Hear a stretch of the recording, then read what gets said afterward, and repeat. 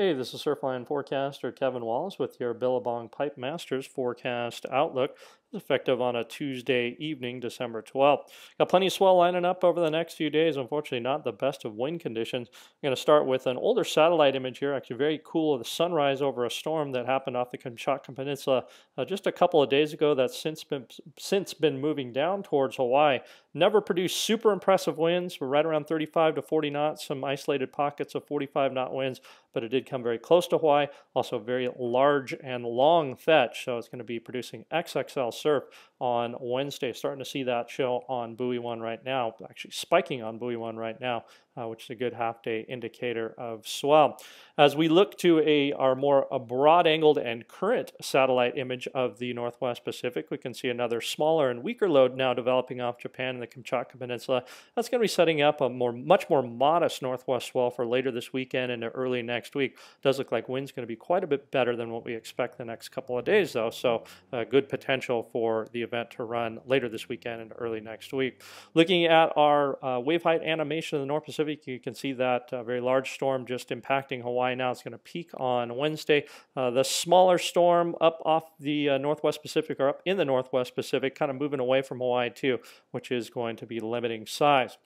Moving into our 6-day forecast starting on Wednesday, big surf, XXL size surf, washing out Pipeline and most of the rest of the North Shore, with the exception of Waimea and the outer reefs. Unfortunately, onshore or side onshore, northeasterly winds at around 10 to 20 knots can have most spots in poor conditions on Wednesday. Heading into Thursday, gradually coming down, still very solid in the morning. Pipe still likely washed out with sets washing through from second and third reef in the morning, gradually becoming more manageable through the afternoon, although breezy northeasterly trades continue at side shore for Pipe at around 15 to 25 knots. It's a lot of lump and bump with this swell on Thursday. A little bit better conditions on Wednesday, but not by a whole bunch.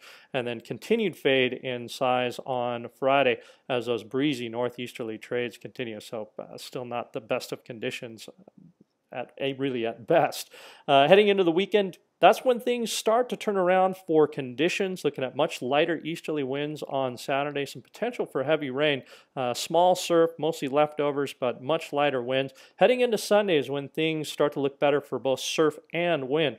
We are looking for that new northwest swell to be filling in throughout the day. Looks like a slower start early on Sunday, but picking up through the afternoon. These are face sizes, so anywhere from head high to a couple feet plus overhead, it looks like by Sunday afternoon, possibly a little bit better.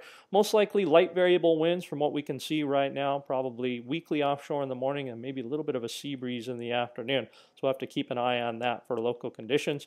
And then going into Monday, surf is gradually going to be coming down, still pretty solid in the morning, relatively solid, running in the head high to 2 to 3 feet overhead range, possibly a little bit better depending on what we see this storm do in the next couple of days or how we see it finish out in the next day or two. Slowly coming down through the afternoon on Monday, but it does look like potential for good conditions throughout the day with light southeasterly winds. That's straight offshore for Pipe. So definitely some potential for nice conditions. Last couple days of the waiting period do look smaller at this time, and we may see the return of onshore flow. So we will be watching that, and we'll keep you posted. And again, you can stay tuned to surfline.com for all the latest details on the Billabong Pipe Masters forecast, and we'll see you out in the water.